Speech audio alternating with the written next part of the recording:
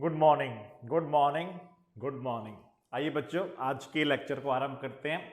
अब तक हमने कॉन्ट्रैक्ट बनाने के नए नए तरीके देखे हैं, कैसे कॉन्ट्रैक्ट को बनाया जाता है। अभी तक के जितने भी लेक्चर्स थे उनमें हमने कहीं ना कहीं कॉन्ट्रैक्ट को परफॉर्म कैसे किया जाए, कॉन्ट्रैक्ट को फॉर्म कैसे किया जाए, उन पर कंसंट्रेट किया।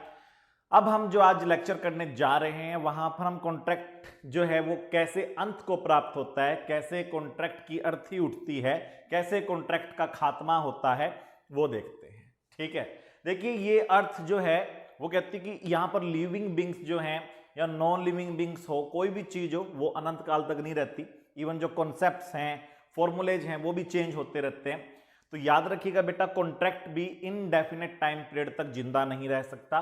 कॉन्ट्रैक्ट का अंत तो एक ना एक दिन होगा। ठीक है, जो कॉन्ट्रैक्ट बना है वो डिस्चार्ज भी होगा।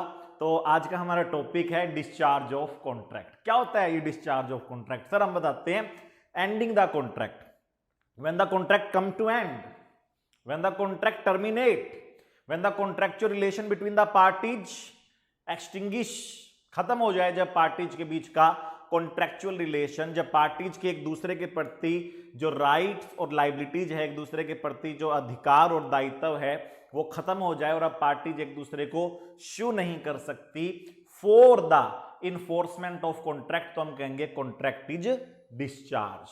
तो डिस्चार्ज ऑफ कॉन्ट्रैक्ट का मतलब है कॉन्ट्रैक्ट का अंत होना, कॉन्ट्रैक्ट का खत्म हो जाना। Contract is now no more, that is known as the discharge of contract. Contract का डिस्चार्ज होना बहुत आवश्यक है, वरना पार्टीज के बीच के जो राइट्स और ड्यूटीज है वो खत्म नहीं होंगे। तो कॉन्ट्रैक्ट को डिस्चार्ज करना दोनों पार्टीज के फेवर में है। कॉन्ट्रैक्ट बनाया गया था, बिजनेस डील की गई थी, अब हमें उसको डिस्चार्ज करना जरूरी है, तभी बिजनेस आगे बढ़ेगा। एक डील को डिस्चार्ज करेंगे तभी दूसरी डील करेंगे। ठीक है, तो आपको अब इस डील को डिस्चार्ज करना है, जो डील आपने बनाई थी। तो देखिए डिस्चार्ज ऑफ कॉन्ट्रैक्ट के मोड्स क्या हैं। पहला मोड है बेटा आपका, दोनों पार्टीज अपने अपने वादे को पूरा करे, जो वादा किया वो निभाए। दोनों पार्टी ने एक दूसरे के प्रति जो भी, ठीक है, प्रॉमिस और रेसिप्रोकल प्रॉमिस किए थे उनको दोनों पार्टीज परफॉर्म करे। This is known as the performance of contract and this is the first and the very very very famous method of, very famous mode of discharge of contract. दोनों parties ने जो करना था वे कर चुकी। The parties have done what they promised to do, that is known as the performance of contract. और ये सबसे अच्छा तरीका है, दोनों पार्टीज ने अपनी इच्छा से, ठीक है, दोनों पार्टी ने अपनी इच्छा से कॉन्ट्रैक्ट साइन किया था, जबरदस्ती नहीं थी। ठीक है, और अब दोनों पार्टीज ने अपने अपने वादे को ड्यूली डिस्चार्ज किया। ठीक है, मैंने तुम्हें सीए फाउंडेशन करवाई, ठीक है, सीए फाउंडेशन का सिलेबस करवाया, आपने मुझे फीस पे की, दोनों पार्टीज ने खुशी खुशी अपनी ड्यूटीज को, अपने प्रोमिजेज को डिस्चार्ज किया। That is known as the discharge of contract by performance of the parties. ठीक है, चलिए, परफॉर्मेंस ऑफ द कॉन्ट्रैक्ट बेटा दो टाइप की होती है। एक एक्चुअल परफॉर्मेंस, जिसको मैंने अभी बोला कि मैंने मेरा पार्ट पूरा किया, आपने अपना पार्ट पूरा किया, this is known as the actual performance of the contract. एक और भी तरीका होता है परफॉर्मेंस का, जिसको हम अटेम्प्टेड परफॉर्मेंस या टेंडर्ड परफॉर्मेंस या फिर ऑफर टू परफॉर्म के नाम से जानते हैं। टेंडर्ड परफॉर्मेंस, अटेम्प्टेड परफॉर्मेंस क्या है? बच्चे ने मुझे फीस दी, डन, मेरा काम है पढ़ाने का, मैं पढ़ा रहा हूं, बच्चा मेरी क्लास नहीं लगा रहा, आई एम डिस्चार्ज्ड। ठीक है, I am not liable to give the lecture again if a student is absent. ठीक है, this is known as the attempted performance. दूसरा एग्जांपल लेते हैं, मान लीजिए कि आपने, ठीक है, आपने अपना घर पेंट कराने के लिए मिस्टर बबलू को साइन किया। ठीक है, मिस्टर बबलू जो है और आपके बीच में डील हुई कि मिस्टर बबलू आपका घर पेंट करेगा और आप उसे प्रतिदिन के 500 रुपए देंगे। ठीक है, अब बबलू आपका घर पेंट कर रहा है और आप उसको 500 रुपए दे रहे हो पर डे, रोज का वो पेंट करके जाता है अपना यही कॉन्ट्रैक्ट में तय हुआ था कि तू तेरा रोज का पेंट कर जा, तेरे को रोज के हिसाब से 500 रुपये पर डे मिल जाएंगे, जितने दिन तू पेंट करेगा उतने दिन के तेरे को रुपए मिल जाएंगे, हम हमारी निगरानी में पेंट करवाएंगे, और अगर तू बीच में छोड़ गया तो हमें कोई दिक्कत नहीं है, हम दूसरा पेंट करने वाला बंदा ले आएंगे, तू नंबर ऑफ डे के हिसाब से, राइट। तो अब यहां पर मिस्टर बबलू जो है वो अपना आ गया, पेंट कर गया, और आपने उसको 500 रुपए दे दी। ये तो हो गया एक्चुअल परफॉर्मेंस, ठीक है। दोनों पार्टीज ने अपना अपना प्रॉमिस पूरा किया, जो वादा किया वो निभाया, प्राण जाए बट वचन न जाए, ठीक है। लेकिन मान लीजिए एक दिन बबलू सुबह पेंट करने आया और आपके घर में, ठीक है, अभी पेंट कंप्लीट नहीं हुआ है, और आपने उसको पेंट करने से मना कर दिया, बोले भाग जाए यहां से, हम तेरे से पेंट नहीं करवाते। क्या यहां पर बबलू लायबल होगा कि बबलू ने पेंट नहीं किया जबकि उसने वादा किया था? नहीं, ठीक है। यहां पे contract is discharge bye the attempted performance. ऐसे ही आपका घर आपने कंस्ट्रक्शन के लिए दिया और आपका घर जो है वो मिस्टर बाबू बनाएगा, मिस्टर बाबू आपका घर बनाएगा, बाबू या कॉन्ट्रैक्टर, और आपने उसको घर बनाने का एग्रीमेंट दे दिया। तारीख तय होगी कि इस तारीख को हम मकान की नींव रखेंगे, इस तारीख को हम मकान का फाउंडेशन स्टोन रखेंगे, राइट। और as per agreement, as per contract आप बाबू को सारा मटेरियल सप्लाई करोगे, बाबू अपनी लेबर लेके आएगा और घर बनाना शुरू कर देगा। अब आपके और बाबू के बीच में डील हुई, ठीक है, कि बाबू आपका घर बनाएगा, आप उसको नेसेसरी मटेरियल दोगे, लेबर बाबू की होगी, सामान आपका होगा, और तारीख भी तय होगी कि प्रथम नवरात्रे से घर का, ठीक है, निर्माण आरंभ करेंगे। अब देखिए क्या होता है। प्रथम नवरात्रे वाले दिन जिसका घर बनना था, ठीक है, उसने, जिसका घर बनना था उसने, ठीक है, भूमि पूजन से मना कर दिया, फाउंडेशन स्टोन रखने से मना कर दिया, ठीक है। सामने वाला कॉन्ट्रैक्टर अपनी लेबर को आके खड़ा हो गया, और जिसने अपना घर बनाना था ना उसने सामान मंगाया, ना उसने भूमि पूजन किया, और उसने कहा कि हम तो अभी 1 साल रुक के बनाएंगे। यहां पर क्या मिस्टर बाबू, क्या यहां पर मिस्टर बाबू जो है अब वो लायबल है इस कॉन्ट्रैक्ट को परफॉर्म करने के लिए, या वो डिस्चार्ज हो? तो हम कहेंगे जी वो डिस्चार्ज हो। यहां पर मिस्टर बाबू तो अपनी लेबर लेके आया, तो mister Babu offer to perform what he promise to do, but उसके लिए जो नेसेसरी फैसिलिटीज देनी थी, ठीक है, by the owner of the house, owner of the plot of land, उसने वो फैसिलिटी नहीं दी, इस वजह से बाबू अपनी परफॉर्मेंस नहीं दे पाया। तो that is a valid performance. अब बाबू जी डिस्चार्ज हुए, ठीक है। It is known as the attempted performance, attended performance. यहां पर अब सामने वाली पार्टी 10 दिन बाद आप पर कोर्ट में जाके केस नहीं कर सकती कि हाय हाय इसने तो हमारा घर नहीं बनाया। 10 दिन बाद आपका मूड बदल गया, आप 10 दिन बाद भूमि पूजन करने बैठ गए, ठीक है, कहते कि हाँ अब दशहरे वाले दिन हम भूमि पूजन करेंगे, ये हमारे पंडित जी ने बोल दिया, मालवी जी ने बोल दिया, और वो पंडित जी का नाम लेके पंडित जी के साथ बैठ के हो गए शुरू हवन करने, भूमि पूजन कर लिया, और उन्होंने कॉन्ट्रैक्टर को बुलाया, कॉन्ट्रैक्टर ने फोन पे मना कर दिया, बोले जी मैं तो कहीं और लग गया। तो वहां पर वो प्रमोटर को शू नहीं कर सकते, वहां पर वो उस कॉन्ट्रैक्टर को शू नहीं कर सकते। क्यों उस कॉन्ट्रैक्टर को, उस प्रमोटर को शू नहीं कर सकते वो? क्योंकि अगला तो एक जो उसने बात कही थी उसको पूरा करने के लिए फर्स्ट नवरात्रि वाले दिन आ गया था। आपने अपना प्लान चेंज किया, और आपने जो प्लान चेंज किया वो सामने वाले की कंसेंट से नहीं किया, अपने आप प्लान चेंज किया, ठीक है। और आपने फर्स्ट नवरात्रि को जब वो आया अपनी लेबर लेके, आपने कहा जी हम तो 1 साल बाद करेंगे।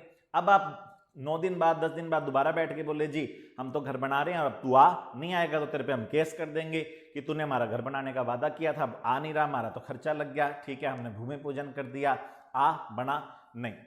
अब यहां पर कॉन्ट्रैक्टर यानी मिस्टर बाबू इज फ्री। तो this is known as the attempted performance या टेंडर्ड परफॉर्मेंस, ठीक है। तो कॉन्ट्रैक्ट को डिस्चार्ज करने के तरीके क्या है? पहला और सबसे बढ़िया तरीका कि दोनों पार्टी एक्चुअली परफॉर्म करे what they promise to do. दूसरा तरीका है बेटा, इसी की सब कैटेगरी है ये, अटेम्प्टेड परफॉर्मेंस, ठीक। इसका एक एग्जांपल और देता हूं मैं आपको, जिससे आपको और ज्यादा क्लियर होगी। इसका एक एग्जांपल और लीजिए। देखिए, आपने एक सामान के लिए ऑर्डर लगाया, ठीक है, बट अभी जो सामान के लिए ऑर्डर लगाया है उसमें यह शर्त है कि गुड्स अगर आपको पसंद आएंगे तो आप रखोगे, ठीक है। आपने गुड्स के लिए ऑर्डर लगाया, और गुड्स का जो ऑर्डर है उसकी एक टर्म और कंडीशन ये है कि अगर कस्टमर को सामान पसंद आए तो वो रखे, वरना वापस लौटा दे, ठीक है। और कैश ऑन डिलीवरी देना है, राइट। अब जब वो सामान लेकर, ठीक है, कोरियर वाला बंदा आपके घर आता है तो आप उस सामान को लेने से मना कर देते हो, ठीक है। यहां पर बताइए, आपने ऑनलाइन ऑर्डर लगाया, सामान लेके कोरियर वाला आपके घर पे आ गया, शर्त है कि कैश ऑन डिलीवरी है, प्लस बायर को सामान पसंद आए तो वो रखे। बायर ने सामान को लेने से मना कर दिया, क्या यहां पर कॉन्ट्रैक्ट अभी जिंदा है या डिस्चार्ज हुआ? ये डिस्चार्ज हुआ, ठीक है। यहां पर सेलर जो है उसने अपनी तरफ से परफॉर्मेंस देने की पूरी कोशिश कर ली, बायर परफॉर्मेंस ले नहीं रहा तो सेलर इज फ्री, ठीक है, seller is discharge, buyer can't sue, buyer can not sue seller की देखो देखो जी इसने से हमने सामान मंगाया था, दे नहीं रहा, ठीक है। यहां पर सेलर अपना पार्ट कर चुका वैलिडली। अगर बायर उसको सपोर्ट नहीं कर रहा, ठीक है, तो वहां पर सेलर लायबल नहीं है। ऐसे ही प्रोमीजर अपना प्रोमिस पूरा करने की कोशिश कर रहा है, प्रोमीजी उसे पूरा करने नहीं दे रहा, प्रोमीजी वो नेसेसरी फैसिलिटी नहीं दे रहा, प्रोमीजी उसको परफॉर्मेंस करने नहीं दे रहा, तो promisor is discharge by actual performance या टेंडर्ड परफॉर्मेंस, तो हम कहेंगे जी by tendered performance, by the attempted performance. तो ये एक तरीका है कॉन्ट्रैक्ट को डिस्चार्ज करने का। दूसरा तरीका है ब्रीच ऑफ कॉन्ट्रैक्ट। दो पार्टीज थी, एक ने अपने मनमाने तरीके से कॉन्ट्रैक्ट को तोड़ दिया, दूसरे ने कहा मैं भी रेस्काइंड करती हूं। ब्रीच आपको पता है दो टाइप की होती है, एक्चुअल ब्रीच और एंटीसिपेटरी ब्रीच। दोनों ही केस में एग्रीव्ड पार्टी के पास राइट है कि वो भी कॉन्ट्रैक्ट को ट्रीट कर सकती है एज रेस्काइंडेड, और अगर वन ऑफ द पार्टी अपना प्रोमिस तोड़े, ब्रीच ऑफ कॉन्ट्रैक्ट, और दूसरी पार्टी कहते हैं हम भी अब कॉन्ट्रैक्ट को पूरा नहीं करेंगे, तो नाउ कॉन्ट्रैक्ट इज डिस्चार्ज, बस एग्रीव्ड पार्टी अब डैमेज क्लेम कर सकती है। तो जहां पर कॉन्ट्रैक्ट ब्रीच हुआ और एग्रीव्ड पार्टी ने shoot for specific performance file नहीं किया, जहां पर कॉन्ट्रैक्ट जो है वो ब्रीच हुआ और एग्रीव्ड पार्टी ने shoot for specific performance file करने की बजाय शूट फॉर डैमेज फाइल कर दिया और रेसिजन ऑफ द कॉन्ट्रैक्ट कर दिया, तो वहां पर कॉन्ट्रैक्ट डिस्चार्ज हुआ। अब दोनों में से कोई भी पार्टी उसको परफॉर्म करने के लिए लायबल नहीं है, सिर्फ party in default aggrieved party को डैमेज देगी, बट कॉन्ट्रैक्ट परफॉर्म नहीं हुआ, कॉन्ट्रैक्ट डिस्चार्ज हुआ, मुक्त हुआ। By lapse of time, by lapse of time जो है उसका मतलब होता है बेटा टाइम बार डेट, आप ऑलरेडी डिस्कस कर चुके हो। ब्रीच ऑफ कॉन्ट्रैक्ट हम यूनिट नंबर 5 में, ठीक है, मॉड्यूल के हिसाब से पूरी करके आए हैं, तो इसको मेरे को डिटेल में एक्सप्लेन करने की जरूरत नहीं है। लैप्स ऑफ टाइम आपको अच्छे से पता है, टाइम बार डेट क्या होता है। सर एक लिमिटेशन एक्ट होता है, लिमिटेशन एक्ट 1963, उसमें लिखा हुआ है कि अगर क्रेडिटर जो है वो डेटर को शू ना करे ड्यू डेट गुजरने के 3 साल बाद भी, तो फिर डेटर फ्री हो जाता है और वो कॉन्ट्रैक्ट डिस्चार्ज हो जाता है, ठीक है। ऐसे ही इमूवेबल प्रॉपर्टी के केस में अपने राइट को क्लेम करने का अधिकार 12 साल का होता है। लिमिटेशन एक्ट 1963 में हर कॉन्ट्रैक्ट को, ठीक है, इन्फोर्स कराने की एक टाइम लिमिट दी हुई है। अगर उस टाइम लिमिट में कॉन्ट्रैक्ट को इन्फोर्स ना करवाया जाए तो कॉन्ट्रैक्ट इन्फोर्सिबल नहीं रहेगा और वो खत्म हो जाएगा। There must be an end to litigation, there must be an end to litigation. Dispute या लिटिगेशन अनंत काल तक नहीं चल सकते, ठीक है। हमारा संविधान कहता है कि डिस्प्यूट या फिर जो भी आपके बीच में झगड़ा चल रहा है, जो भी आपके बीच में हक की लड़ाई चल रही है, वो फाइट अनंत काल तक नहीं चलने दे सकते हम। इसलिए अगर आप पीड़ित हो तो एक टाइम पीरियड में आपको अपनी पीड़ा कोर्ट के सामने लानी होगी। ये नहीं है कि आपका डेट ओवरड्यू हुए, ठीक है, 5-5 साल हो चुके और अब आप लेके आ रहे हो। तो नॉर्मली अगर कोई टाइम बाद डेट है तो वो 3 साल के बाद क्या हो जाएगा, डिस्चार्ज हो जाएगा। अगर कोई डेट है और वो टाइम बार्ड हो गया तो वो टाइम बार्ड का मतलब 3 साल हो चुके तो वो डिस्चार्ज हो जाएगा। ऐसे कोई भी और कॉन्ट्रैक्ट जो टाइम बार्ड हो जाए as per the period of limitation act 1963 वो डिस्चार्ज हो जाएगा by the lapse of time.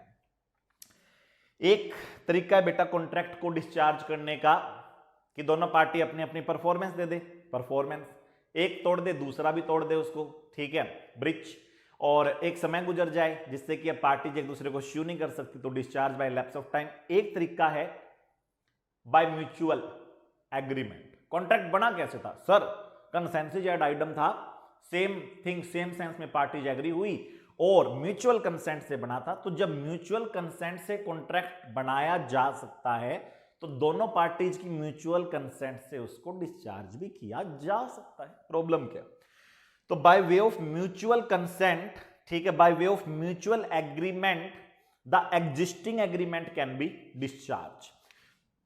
इसके 5 मोड हम सीखेंगे बेटा। नोवेशन, म्यूचुअल एग्रीमेंट से कॉन्ट्रैक्ट को डिस्चार्ज करना, ये सबसे इंपॉर्टेंट टॉपिक है इस यूनिट का। म्यूचुअल कंसेंट से हम एक तो नोवेशन के थ्रू कर सकते हैं, एक हमारा पुराना कंसेप्ट रिसीजन, एक है बेटा आपका कंसेप्ट ऑल्ट्रेशन, एक है आपका कंसेप्ट बेटा रेमिट कर देना रेमिशन, और रेमिशन का ही एक सब टाइप है बेटा वेवर। 5 तरीके हैं म्यूचुअल कंसेंट से कॉन्ट्रैक्ट डिस्चार्ज करने के। मान लीजिए मैंने और आपने वादा किया कि मैं आपको अपनी कार बेचूंगा और आप मुझे 2 लाख रुपए देंगे, ठीक है। अब हम एक दिन बैठे और हमने आपस में कॉन्ट्रैक्ट के परफॉर्म होने से पहले हम बैठे और हमने आपस में बैठ के कहा कि डील रद्द करते हैं। दोनों पार्टीज ने रिलीज डीड साइन कर दी कि एक दूसरे को हम रिलीज कर रहे हैं, ठीक है। तो यहां पर कॉन्ट्रैक्ट डिस्चार्ज हुआ, contract is no more by performance, ना बाय ब्रीच, नहीं ब्रीच नहीं है क्योंकि दोनों पार्टीज की आपसी रजामंदी से हुई है, तो उसको हम बोलेंगे contract is discharge by the mutual consent of the parties, ठीक है। क्या सर ऐसा हो सकता है कि दोनों पार्टी आपस में डिस्कस करके आपस में जो डील हुई थी कि इस तारीख को ये करेंगे उसको रद्द कर दे? बिल्कुल, मियां बीबी राजी, मियां बीबी मतलब पार्टीज राजी दोनों, ठीक है। क्या करेगा काजी, क्या करेगी कोर्ट बीच में, ठीक है। मान लीजिए आपने मेरे से 10 लाख टन यूनिट माल खरीदने का वादा किया और आपने मुझे एक पार्टिकुलर अमाउंट देने का वादा किया, ठीक है। अब आप एक दिन उस कॉन्ट्रैक्ट के परफॉर्म होने से पहले बैठे और हमने डिसाइड किया कि डील नहीं करेंगे और दोनों पार्टीज ने साइन कर दी कि डील नहीं होगी, तो बस डिस्चार्ज हुआ। जब दोनों पार्टीज ही राजी है कॉन्ट्रैक्ट को खत्म करने के लिए तो कोर्ट क्यों इंटरफेयर करेगी, ठीक है। कोर्ट के पास वैसे ही टाइम है। इसके 5 तरीके हम देखेंगे बेटा म्यूचुअल कंसेंट से कॉन्ट्रैक्ट को डिस्चार्ज करने के। नोवेशन, नोवेशन का मतलब पुराना कॉन्ट्रैक्ट खत्म कर दिया बट नया कॉन्ट्रैक्ट साइन कर दिया, तो नया कॉन्ट्रैक्ट तो अभी परफॉर्म करना है बट पुराना कॉन्ट्रैक्ट डिस्चार्ज हुआ, ठीक है।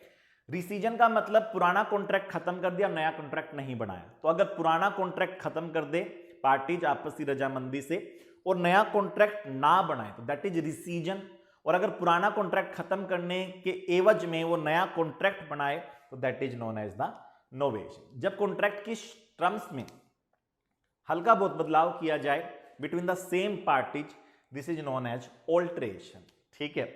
रिमिशन और वेवर क्या है? एक पार्टी अपना पार्ट पूरा कर चुकी है, दूसरी का बाकी है, लेकिन जिसका पार्ट बाकी है, ठीक है, जिसका पार्ट बाकी है यानी कि एक पार्टी अपना पार्ट पूरा कर चुकी है, दूसरी का बाकी है, तो दूसरी पार्टी जो है प्रोमीजर है, ये प्रोमीजी है, तो ये जो प्रोमीजी है जिसके प्रति अभी रेसिप्रोकल प्रॉमिस पूरा नहीं हुआ है, ये इसको छोड़ दे, माफ कर दे, कहते छोड़, ठीक है। That is known as the remission और द वेवर। अगर एक पार्टी अपना पार्ट पूरा कर चुकी है, ये पार्टी अपना पार्ट पूरा कर चुकी बट इसका पार्ट बाकी है, और ये पार्टी, ठीक है, जो अपना परफॉर्मेंस दे चुकी है वो अपोजिंग पार्टी को रेमिट कर दे, वेव कर दे परफॉर्मेंस, ठीक है, तो उसको हम बोलते हैं contract is discharge by the mutual agreement of parties, ठीक है। एक और तरीका है कॉन्ट्रैक्ट को डिस्चार्ज करने का, by impossibility of performance of contract. Impossibility but commercial impossibility, difficulty हो रही है जी कॉन्ट्रैक्ट को परफॉर्म करने में, ये सब नहीं होनी चाहिए। इम्पॉसिबिलिटी का मतलब एब्सोल्यूट इम्पॉसिबिलिटी, यानी कि बिल्कुल ही असंभव हो गया था जी, इस वजह से कॉन्ट्रैक्ट क्या हो जाएगा, डिस्चार्ज। चलिए जी, चांद तारे तोड़ के लाने का एग्रीमेंट शुरू से ही वॉइड है सर, वॉइड एब इनिशियो, इनिशियल इम्पॉसिबिलिटी, ठीक है। जहां पर कोई कॉन्ट्रैक्ट शुरू में वैलिड था बट बाद में वॉर डिक्लेयर हो गया, या फिर लॉ चेंज हो गया, या फिर प्रोमीजर की डेथ हो गई और पर्सनल टच का कॉन्ट्रैक्ट था, प्रोमीजर के परमानेंट इनकैपेसिटी हो गई और पर्सनल टच का कॉन्ट्रैक्ट था, ठीक है, सब्जेक्ट मैटर ध्वस्त हो गया, वे सारे supervening impossibility. Void contract, when a contract was valid in the beginning but become void due to some subsequent impossibilities, तो वो कॉन्ट्रैक्ट डिस्चार्ज हो जाएगा व्हेन दैट इम्पॉसिबिलिटी, ठीक है, बिकम सर्टेन, ठीक। तो जब वो इम्पॉसिबिलिटी होगी तो वो कॉन्ट्रैक्ट डिस्चार्ज हो जाएगा और वहां पर दोनों पार्टीज में से किसी को भी एक दूसरे को साधारणतः डैमेज देने की जरूरत नहीं होती बट एक्सेप्शनली पड़ सकती है। Bye operation of law, operation of law, एक तो देखो सुपरवीनिंग इम्पॉसिबिलिटी के ही 2 केस है, किसी पर्सन की डेथ हो जाए तो कॉन्ट्रैक्ट डिस्चार्ज हो जाएगा, खास तौर पे अगर वो कैसा है, पर्सनल सर्विसेज का है, पर्सनल टच का है, गुड्स का तो नहीं होगा बट पर्सनल सर्विसेज या पर्सनल टच का एग्रीमेंट डिस्चार्ज हो जाएगा अगर डेथ हो जाए प्रोमीजर की। तो प्रोमीजर या प्रोमीजर में से किसी एक की डेथ हो गई और कॉन्ट्रैक्ट पर्सनल सर्विसेज का था, तो जो परफॉर्म किया जाना था पार्ट वो अगर पर्सनल सर्विसेज का था तो फिर वो कॉन्ट्रैक्ट डिस्चार्ज हो जाएगा। सेकेंडली, अगर इंसॉल्वेंसी आ जाए, इंसॉल्वेंसी आ जाए, ठीक है, तो भी कॉन्ट्रैक्ट डिस्चार्ज हो जाएगा। पर्सन अनसाउंड माइंड का बन जाए, इंसेन हो जाए, ठीक है, तो भी कॉन्ट्रैक्ट डिस्चार्ज हो जाएगा अगर वो पर्सनल टच का है तो। और अगर पर्सन इंसॉल्वेंट है तो उसकी जितनी भी लाइबिलिटीज थी अब वो प्रोपोर्शनेटली पे किया जाएगा, ऑफिशियल रिसीवर पे करेगा उनको, कोर्ट पे करेगी, वो पर्सन डिस्चार्ज हुआ। वो इंसॉल्वेंट जो पर्सन है वो डिस्चार्ज हुआ अपनी सभी लाइबिलिटीज से और वो पार्ट पेमेंट देकर भी डिस्चार्ज हो जाएगा। ऐसे ही ऑपरेशन ऑफ लॉ से क्या होता है, एक बड़े कॉन्ट्रैक्ट में एक छोटा कॉन्ट्रैक्ट मर्ज हो जाता है, इसको मर्जर बोलते हैं, ठीक है। मान लीजिए मैंने ये बिल्डिंग जो है ये रेंट पे ली हुई है, मैंने ये बिल्डिंग रेंट पे ली हुई है, ठीक है, और मेरा रेंट एग्रीमेंट अगले 5 सालों का है कि 5 सालों तक मेरे से बिल्डिंग खाली नहीं कराई जा सकती, मैं टेनेंट रहूंगा। टेनेंसी एग्रीमेंट मैंने कर रखा है, 5 साल से पहले मुझे खाली नहीं कराया जा सकता। लैंडलॉर्ड ने अब वो बिल्डिंग बेचनी निकाली और मैंने खुद ही खरीद ली। अब देखिए, अभी 5 साल पड़े हैं या अभी 4.5 साल पड़े हैं और वो लीज एग्रीमेंट अभी कंटिन्यू कर रहा है, और उस लीज एग्रीमेंट के कंटिन्यू रहते ही लैंडलॉर्ड बिल्डिंग बेच रहा था और मैंने बिल्डिंग खुद ही खरीद ली, ठीक है। तो क्या अब मैं खुद को किराया दूंगा? नहीं, खुद को किराया थोड़ी देंगे सर, आप ही अब लैंडलॉर्ड हो, आप ही टेनेंट हो। तो वो लीज एग्रीमेंट जो 5 साल का था वो डिस्चार्ज हुआ, किससे? By agreement of sale of, by agreement of sale of immovable property. तो मैंने एक इमूवेबल प्रॉपर्टी किराए पे ली 5 साल के लिए, अभी उसके मान लीजिए 4.5 साल बाकी, 6 महीने में वहां पे रह चुका, 4.5 साल बाकी है और 4.5 साल बाकी थे उस टाइम मैंने उस जमीन को खरीद लिया, उस बिल्डिंग को खरीद लिया। तो अब जो लीज एग्रीमेंट है क्या वो अभी भी जिंदा है? मैं ही लैंडलॉर्ड बन गया और मैं ही टेनेंट? नहीं सर, वो डिस्चार्ज हुआ बाय ऑपरेशन ऑफ लॉ, ठीक है। और इसी तरीके से मान लीजिए मैंने कोई प्रोमिजरी नोट इश्यू किया, मैंने कोई प्रोमिजरी नोट इश्यू किया, इसको आइडेंटिटी बोलते हैं कि आइडेंटिटी की वजह से हो जाता है, ऑपरेशन ऑफ लॉ का एक सब टाइप है। मैंने एक प्रोमिजरी नोट इश्यू किया, ठीक है, मधुर को, मधुर ने प्रोमिजरी नोट जो मैंने दिया था वो आगे इंडोर्स कर दिया समर्थ को। समर्थ रुपए मांगता था, ठीक है, समर्थ रुपए मांगता था किससे? मधुर से, तो मधुर ने उसको दे दिया। ऐसे समर्थ से पीयूष रुपए मांगता था, समर्थ ने पीयूष को दे दिया, पीयूष ने आगे छवि को दे दिया और वो घूम फिर के मेरे पास आ गया। मैंने एक प्रोमिजरी नोट इश्यू किया, ठीक है, इन द फेवर ऑफ मधुर, और वो उसने आगे देता गया और वो मेरे पास ही आ गया घूम फिर के। अब मैं ही पेयर हूं, मैं ही पेई हूं, तो क्या ये इंस्ट्रूमेंट जिंदा है? नहीं सर, डिस्चार्ज हुआ, ये नेगोशिएबल इंस्ट्रूमेंट, ये प्रोमिजरी नोट डिस्चार्ज हुआ। ऐसे मैंने एक चेक काटा बी के नाम पे, बी ने उसको इंडोर्स कर दिया सी के नाम पे, और मैं सी से पैसे मांगता हूं, सी ने सेम चेक मुझे दे दिया जो मैंने ए ने बी को दिया था, बी ने सी को दिया, सी ने वो ए को दे दिया, ठीक है। तो मैंने एक चेक काट रखा है जिसमें मैंने लिख रखा है पे बी, बी ने अपना पेमेंट का अधिकार सी को दे दिया और सी ने अपना पेमेंट का अधिकार ए को दे दिया। अब ए ने लिख रखा है कि मैं पेमेंट करने के लायबल हूं, ओ बी नहीं, ओ सी नहीं, ए को, मैं अपने आप को पेमेंट करने के लिए लायबल हूं। ये चेक डिस्चार्ज हुआ, ये चेक खत्म हुआ, अब इससे कोई लायबिलिटी अराइज नहीं होगी। तो ये डिस्चार्ज ऑफ कॉन्ट्रैक्ट के वेरियस मोड है बेटा। डिस्चार्ज ऑफ कॉन्ट्रैक्ट का मतलब क्या है? Putting a contract to end, ठीक है, terminating the existence of contract. और याद रखिएगा डिस्चार्ज ऑफ कॉन्ट्रैक्ट जो है वो बहुत जरूरी है। सबसे पहला और सबसे बढ़िया मोड है, दोनों पार्टीज अपना अपना पार्ट पूरा करें। This is known as the actual performance, ठीक है, ये सबसे बढ़िया तरीका होता है। और बिजनेस वर्ल्ड के अंदर मैक्सिमम कॉन्ट्रैक्ट डिस्चार्ज होते हैं by actual performance of the parties to contract, ठीक है। दूसरा तरीका होता है कि प्रोमीजर अपना पार्ट पूरा करने का, ठीक है, पूरा प्रयास करे, प्रोमीजर अपनी तरफ से पूरी ट्राई करे, प्रोमीजर ने प्रोमीजी को रीजनेबल टाइम पर, रीजनेबल प्लेस पर, ठीक है, गुड्स की सप्लाई करने की कोशिश की, बट प्रोमीजी ने ऑल टुगेदर डिनाई कर दिया, रिफ्यूज कर दिया। प्रोमीजी ने वो रीजनेबल फैसिलिटी नहीं दी, प्रोमीजी ने गोदाम नहीं खोला, जिससे कि हम माल की सप्लाई नहीं कर पाए और हमारा ट्रक वापस लौट आया। तो अब हम माल की सप्लाई करने के लिए लायबल भी नहीं है, अब हम डिस्चार्ज हुए। अब सामने वाली पार्टी से बल्कि हम ट्रक के आने जाने का, ट्रांसपोर्टेशन का खर्चा लेंगे, ठीक।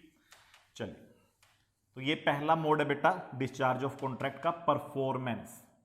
ब्रिज से कॉन्ट्रैक्ट कब डिस्चार्ज होता है? जब पार्टी जो है एक पार्टी ने कॉन्ट्रैक्ट को ब्रीच किया, दूसरी पार्टी इसको रेस्काइंड कर दे, यानी कि दूसरी पार्टी अब इसको अलाइव ना रखे, इसको खत्म कर दे, तो कॉन्ट्रैक्ट क्या हो जाएगा? डिस्चार्ज। लैप्स ऑफ टाइम का मतलब टाइम बार्ड हो गया डेट। एक डेट था जो टाइम बार्ड हो गया, तो अब वो डिस्चार्ज हो गया, अब उसको इन्फोर्स नहीं कराया जा सकता ऑर्डिनरीली। म्यूचुअल एग्रीमेंट के 5 केस में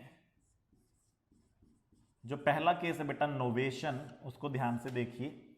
यहां पर new contract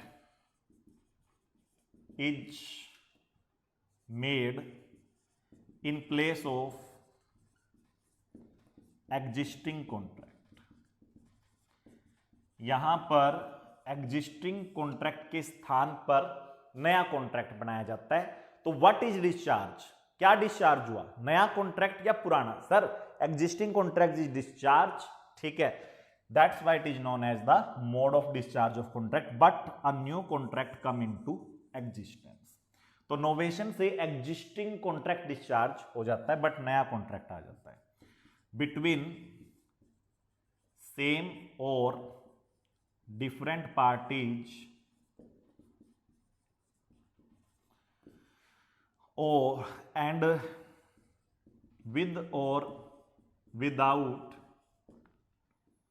variation in terms of contract। Novation की खास बात है कि यहां पे नया कॉन्ट्रैक्ट बनना चाहिए इन प्लेस ऑफ ओल्ड वन, ठीक है। Old contract is discharge, original contract is discharge. जो नया कॉन्ट्रैक्ट बनेगा वो डिफरेंट पार्टीज के बीच में भी बन सकता है और सेम पार्टीज के बीच में भी। Novation is a very wide concept, तो सेम पार्टीज भी कर सकती हो, डिफरेंट पार्टीज भी। विद और without variation in the terms of contract, और जो पार्टीज है वो सेम भी हो सकती है और सेम शर्तों पर भी रीएग्री कर सकती है, याद रखिएगा इस चीज को, ठीक है। और वो नई शर्तों पर भी एग्री कर सकती है। यहां पर नई पार्टी नई शर्तें भी लगाई जा सकती है, एग्जिस्टिंग पार्टी एग्जिस्टिंग शर्तों के साथ भी नोवेशन कर सकती है। अब बड़ा क्वेश्चन अराइज होता है, सर अगर नई पार्टीज इन्वॉल्व की जाए कॉन्ट्रैक्ट में तो ठीक है, नया कॉन्ट्रैक्ट बनाने का फायदा। या फिर चलो सेम पार्टीज है बट उनके बीच में टर्म्स को बहुत ज्यादा बदल दिया जाए, बिल्कुल ऑल टुगेदर न्यू टर्म्स हो जाए, बड़ा मेजर चेंज कर दे वो एग्जिस्टिंग कॉन्ट्रैक्ट में, तो भी समझ में आता है नोवेशन हुआ, कुछ नया हुआ। ये सेम पार्टी सेम टर्म्स पे रीएग्री क्यों कर रही है, ठीक है। इसका एक पर्पज हो सकता है बेटा, देखिए ए और बी के बीच में एक डेट है और वो डेट जो है वो टाइम बार्ड होने वाला है। Debt will be time barred after 2 months। A और बी के बीच में एक डेट है और डेट जो है वो टाइम बार्ड होने वाला है आफ्टर 2 months। अब ए जो है मिस्टर क्रेडिटर है और बी जो है वो मिस्टर डेटर है। क्रेडिटर के पास ऑप्शन है, अभी टाइम बार्ड हुआ नहीं है डेट, तो वो केस डाल सकता है।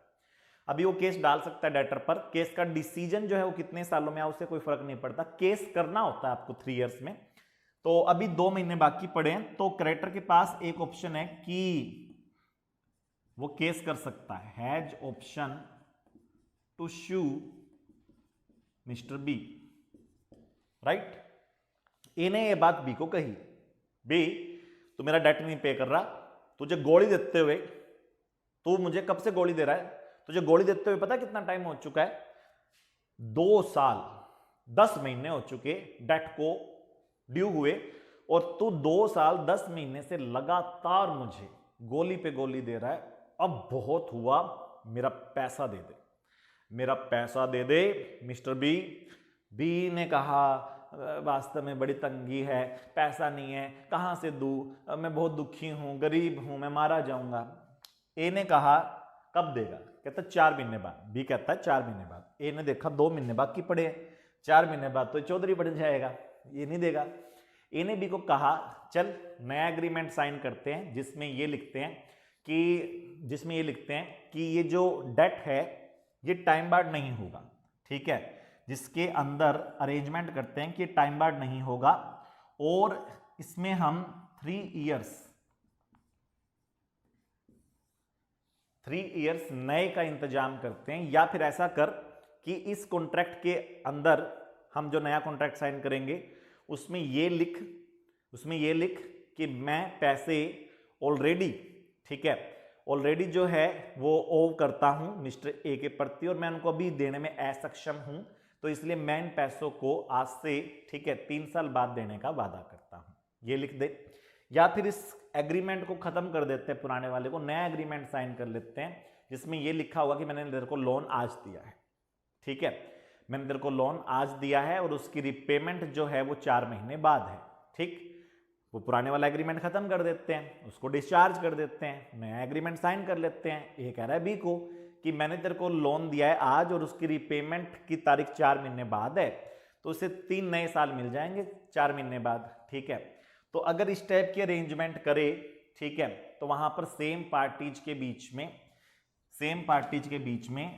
सेम ही टर्म और कंडीशन पर एग्रीमेंट्स को रीएग्री किया जा सकता है। Novation is a very wide term. चलिए, रिसीजन क्या है, पेपर में पूछ ले, रिसीजन और नोवेशन में फर्क क्या है। रिसीजन में पार्टीज अपनी म्यूचुअल कंसेंट से एग्जिस्टिंग कॉन्ट्रैक्ट को एंड कर देती है बट नया कॉन्ट्रैक्ट नहीं बनाती, जबकि नोवेशन में ओल्ड कॉन्ट्रैक्ट को डिस्चार्ज करने के बदले में नया कॉन्ट्रैक्ट बनाया जाता है। रिसीजन का मतलब putting end to contract without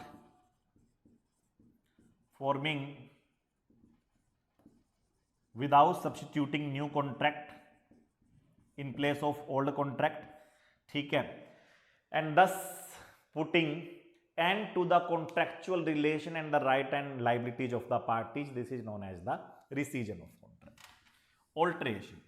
alteration हमेशा माइनर होना चाहिए, ज्यादा मेजर नहीं होना चाहिए। क्यों?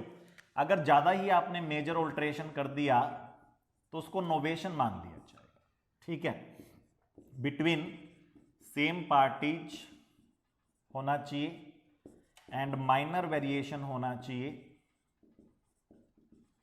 In terms and condition of contract. If the parties by the mutual agreement change some of the terms and condition of the contract without changing the main character of the contract, ठीक है, this is known as the alteration। इससे जो existing conditions थी वो जो हमने change की वो डिस्चार्ज हो जाएगी। यहाँ पे कॉन्ट्रैक्ट पार्टली डिस्चार्ज हो गया, जो एग्जिस्टिंग कंडीशंस थी, ठीक है, जिनको चेंज किया गया वो डिस्चार्ज हो गए, नई कंडीशंस आ गई। ऑल्ट्रेशन अगर आप बहुत ज्यादा करोगे तो ऑल्ट्रेशन बहुत ज्यादा करने से ऐसा लगेगा कि आपने पुराने कॉन्ट्रैक्ट को बदला नहीं है, बिल्कुल नया ही कॉन्ट्रैक्ट साइन कर डाला है, तो फिर ऑल्ट्रेशन नोवेशन कहलाने लग जाएगा, ठीक है। तो ऑल्ट्रेशन में आपको माइनर वेरिएशन करना है और बिटवीन सेम पार्टीज करना है। अगर आप मेजर वेरिएशन कर देते हो कॉन्ट्रैक्ट की शर्तों में, अगर आप मेजर वेरिएशन कर देते हो कॉन्ट्रैक्ट की टर्म्स और कंडीशन में, तो फिर वो मेजर वेरिएशन क्या कहलाएगा? आपने कॉन्ट्रैक्ट को चेंज किया है, ऑल्टर किया है या नया ही बना डाला, तो ये लगेगा नया ही बना डाला। मान लीजिए एक कॉन्ट्रैक्ट के अंदर टोटल 75 पॉइंट्स थे, होते हैं कॉन्ट्रैक्ट के अंदर, तभी तो सीए को काम मिलता है, सीएस को काम मिलता है। एक कॉन्ट्रैक्ट में 75 पॉइंट्स थे और पार्टीज ने आपसी सहमति से 70 को काट काट के उस पर कुछ नया लिख दिया और साइन कर दिया उन पे, ठीक है। पुराना एग्रीमेंट है, उसके 70 पॉइंट को काट काट के उसमें नई टर्म और कंडीशन लिख दी और पार्टीज ने साइन कर दिया उन 70 जगह, ठीक है। ये जो ऑल्टरेशन इन्होंने किया, ये ऐसा लग रहा है कि थोड़ा बहुत चेंज हुआ, ऑल्टर हुआ एग्रीमेंट, ये तो उन्होंने बिल्कुल नया ही बना डाला, तो उसको नोवेशन बोलेंगे। तो कहते हैं कि नोवेशन और ऑल्टरेशन में जो लाइन ऑफ डिफरेंस है वो बड़ी ब्लर है, ठीक है। लेकिन आप बेसिकली याद रखिए कि ऑल्टरेशन में है माइनर वेरिएशन और ये बिटवीन सेम पार्टीज होता है। अगर डिफरेंट पार्टीज के बीच में, ठीक है, आपने कॉन्ट्रैक्ट कर दिया, नई पार्टी ले ली, तो वो ऑल्टरेशन नहीं हो सकता। चलिए एग्जाम्पल लेते हैं जरा। ए, बी और सी, ए और बी जो है उनके बीच में एक डेट एग्रीमेंट है, बी और सी के बीच में डेट एग्रीमेंट है, ठीक है। ए जो है वो ओ करता है मनी टू बी और बी जो है वो ओ करता है same amount of money to C. तो दोनों एग्रीमेंट्स के अंदर अमाउंट सेम है, 10 लाख, ठीक है। पहले एग्रीमेंट में ए कर्ज तले दबाए बी के 10 लाख और दूसरे में बी कर्ज तले दबाए सी के 10 लाख।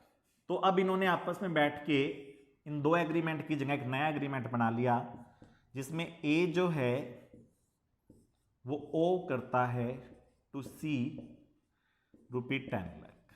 ए कर्ज तले दबा है सी के 10 लाख। ए बी के दबा है, बी सी के दबा है। दो कॉन्ट्रैक्ट थे। बी ने क्या किया, बी ने ए और सी के साथ बैठ के एक नई डील बना ली और उस डील से खुद को डिस्चार्ज कर लिया। बोले जी देखो, आप मुझे दोगे, मैं इसको दूंगा, आप दोनों आपस में कर लो ना। और पार्टीज की आपसी रजामंदी से ए और सी ने लिख दिया कि ए कर्ज तले दबाए सी के। तो क्या बी डिस्चार्ज हुआ? हाँ जी सर, बी डिस्चार्ज हुआ। और ये पुराने एग्रीमेंट्स दोनों डिस्चार्ज हुए। अब ना ए बी को अमाउंट देने के लिए लायबल है और ना बी सी को देने के लिए लायबल, अब ए सी को देने के लिए लायबल है। ये नोवेशन का क्लासिकल एग्जांपल है, पेपर में आने की जबरदस्त संभावना है। ठीक है, ये नोवेशन है क्योंकि यहां पे नई पार्टीज चाहे नहीं आई, पुरानी ही पार्टीज है, बट एक तो पार्टी बदल गई, बी हट गया। ठीक है, एक तो पार्टी बदल गई, यहां पर बी हट गया और ये बड़ा वेरिएशन हो गया है कॉन्ट्रैक्ट की शर्तों में। यहां पर बी जो है वो पार्टी ही नहीं रहा, ये नोवेशन जो है का क्लासिकल एग्जांपल है। यहां पर डिफरेंट पार्टीज होगी, पहले 3 पार्टीज थी, अब 2 रही। चलिए जी, रेमिशन क्या है? रेमिशन या वेवर, रेमिशन या वेवर क्या होता है? रेमिशन में प्रोमीजर जो है वो अपना पार्ट पूरा कर चुका है, प्रोमीजी जो है उसका पार्ट बाकी है। ठीक है, प्रोमीजर अपना पार्ट कर चुका है, प्रोमिस डन, बट जो रेसिप्रोकल प्रोमिस है वो बाकी है, yet to be done. Promisor has performed his part, but promisee का पार्ट बाकी। जो पार्ट बाकी है प्रोमीजी की तरफ से वो कंसीडरेशन कहलाएगा। और याद रखिएगा बेटा, जो रेसिप्रोकल प्रोमिस है उसको पूरा करने के लिए प्रोमीजी उसी कंडीशन में है जैसे कि वो प्रोमीजर हो। और जब रेसिप्रोकल प्रोमिस पूरा होगा तो आप प्रोमिस पूरा करने के लिए लायबल नहीं हो, बल्कि प्रोमिस के मजे करने के लिए आप बने हो जब रेसिप्रोकल प्रोमिस की बात हो रही है। तो प्रोमिस की बात हो रही है तो ये प्रोमीजर, ये प्रोमीज, और रेसिप्रोकल प्रोमिस की बात हो रही है तो प्रोमीजी प्रोमीजर के रोल में है और प्रोमीजर प्रोमीजी के रोल में। ठीक है, अब आपने क्या किया, इस बंदे को कहा कि जो तेरा रेसिप्रोकल है ना promise, yet to be done, it need not to be done, जा मैं तेरे को मुक्त करता हूं, तुझे ये रेसिप्रोकल प्रोमिस जो है पूरा करने की जरूरत नहीं है। ठीक है, आपने किसी को वेवर दे दिया, वेवर का मतलब होता है खुली छूट दे दिया, आपने उसको मुक्त कर दिया एक बार, तो अब आप उससे इश्यू नहीं कर सकते दोबारा कभी भी। ठीक है, मान लीजिए कोई बंदा मेरे से 5 लाख रुपए मांगता था, मैंने उसे 5 लाख रुपए दे दिए, उस बंदे ने मुझको लिख के दे दिया कि मैं तुझे फ्री करता हूं, ऐश कर मिस्टर अंकुर गोयल, तेरे ऊपर मैं कोई, ठीक है, चार्ज नहीं लगाऊंगा, मैं तेरे को फ्री करता हूं, मैं बाबा जी की शरण में चला गया हूं, आई एम डिस्चार्ज। ठीक है, अगर मेरे पास वो लेटर जिसमें उसने लिखा हुआ है कि मैं पूरे होशो हवास में मिस्टर अंकुर गोयल की लाइबिलिटीज से मिस्टर अंकुर गोयल को फ्री करता हूं और मिस्टर अंकुर गोयल को 5 लाख रुपए देने की जरूरत नहीं है, उसने लिख के दे दिया मुझे, वेवर का सबूत है मेरे पास। तो अब वो 10 दिन बाद पलट नहीं सकता और कोर्ट में जाके ये नहीं कह सकता इसे पैसे दिलवाओ। क्यों? जब आपने खुद मुझे वेवर दिया है, जब खुद आपने मेरी लाइबिलिटीज को वेव कर दिया, तो अब एक बार आप चौधरी बन गए हो, अब आप अपनी बात से मुकर नहीं सकते। तो वेवर का मतलब क्या है, रेमिशन का मतलब क्या है? जब सामने वाली पार्टी यानी कि जो पर्सन प्रोमीजी है वो मेरे प्रोमिस को पूरा करने के लिए मुझे मना कर दे, ठीक है, तेरा प्रोमिस तुझे पूरा करने की जरूरत नहीं है, जा। प्रोमीजी जब प्रोमीजर को मना कर दे कि जा तेरा प्रोमिस पूरा करने की जरूरत नहीं है, तो that is known as waiver. अब दूसरा एग्जांपल लेते हैं। ठीक है, मैं 5 लाख रुपए देने के लिए लायबल हूं और जिस पर्सन को मुझसे पैसे लेने हैं, ठीक है, उस पर्सन ने मुझसे 2 लाख रुपए ले लिए और फुल एंड फाइनल सेटलमेंट में ले लिए। आई वॉज लायबल टू पे ₹5 लाख, बट द पर्सन जो मेरे से पैसे मांगता था उसने 2 लाख रुपए में फुल एंड फाइनल सेटलमेंट कर ली। तो क्या वो रिमेनिंग 3 लाख के लिए मुझे श्यू कर सकता है? नहीं, contract is discharge all together. जब उसने फुल एंड फाइनल सेटलमेंट में 2 लाख रुपए पकड़ लिए तो 5 लाख का कॉन्ट्रैक्ट जो था वो डिस्चार्ज हो गया, 3 लाख कुछ पेंडिंग नहीं है। ठीक है। इसको हम पार्ट रेमिशन बोलते हैं और जो फुल रेमिशन होता है उसको वेवर बोलते हैं, ठीक है। अच्छा, ऐसे ही कोई कॉन्ट्रैक्ट था, उसके अंदर मुझे, ठीक है, मुझे मान लीजिए मिलना था 1 लाख रुपए मिलने थे मुझे। सामने वाले ने मुझे 1 लाख रुपए की बजाय 1 लाख रुपए की बजाय सामने वाले ने मुझे 60,000 रुपए दे दिए और मैंने एक्सेप्ट कर लिया। मैंने कहा फुल एंड फाइनल सेटलमेंट। तो क्या कॉन्ट्रैक्ट डिस्चार्ज हुआ? हाँ जी। 1 लाख रुपए मैं उससे मांगता था, उसने 1 लाख रुपए की बजाय मुझे 80,000 का स्टील दे दिया और हमने फुल एंड फाइनल सेटलमेंट में कॉन्ट्रैक्ट को डिस्चार्ज कर दिया। मैंने कहा क्या याद रखेगा? डिस्चार्ज। 1 लाख रुपए नहीं है तेरे पास देने के लिए, तो तेरी दुकान में जो स्टील पड़ा वो दे दे मेरे को, ठीक है। और 20,000 रुपए जो है वो मैं तेरे को फ्री करता हूं। तो 1 लाख का पैसा मुझे मिलना था, मैंने 80,000 रुपए का स्टील लेके, ठीक है, बच्चे को फ्री कर दिया। तो क्या वो बच्चा फ्री हुआ? उसके पेरेंट्स फ्री हुए? बिल्कुल, डिस्चार्ज। आप एक बार अगर पार्ट रेमिशन या फुल रेमिशन कर लेते हो और सामने वाले को फ्री कर देते हो तो अब आप उसको लायबल नहीं कर सकते। अब वो सामने वाला बंदा फ्री हुआ। एक बार अगर आपने वेवर कर दिया, एक बार आपने रेमिशन कर दिया और सामने वाले बंदे को कह दिया कि तेरा प्रॉमिस तुझे पूरा करने की जरूरत नहीं है, या उसे पार्ट परफॉर्मेंस लेकर उसे फुल परफॉर्मेंस का दर्जा दे दिया, तो contract is discharge in entirety, ठीक है। इतना काम आज आप लोगों को करना है। एक लेक्चर और लगाऊंगा अभी मैं डिस्चार्ज ऑफ कॉन्ट्रैक्ट पे, जिसके अंदर हम इनके बारे में और डिटेल में डिस्कशन करेंगे। खूब मन लगा के पढ़ाई कीजिए, अपने टेस्ट को, ठीक है, खूब बढ़िया तरीके से कीजिए, अपने टेस्ट की तैयारी कीजिए। टेस्ट आपके मैच होते हैं, प्रैक्टिस मैच। जो प्रैक्टिस मैच नहीं खेलता वो फाइनल तो खेल ही नहीं सकता। तो ये टेस्ट जो आपके हो रहे हैं, क्लास टेस्ट, कॉम्बो टेस्ट, इनको आप पूरे मन से दीजिए, इनके लिए पूरी प्रैक्टिस कीजिए, पूरी मेहनत कीजिए और बिल्कुल विजयश्री हमारी होगी। Good bye.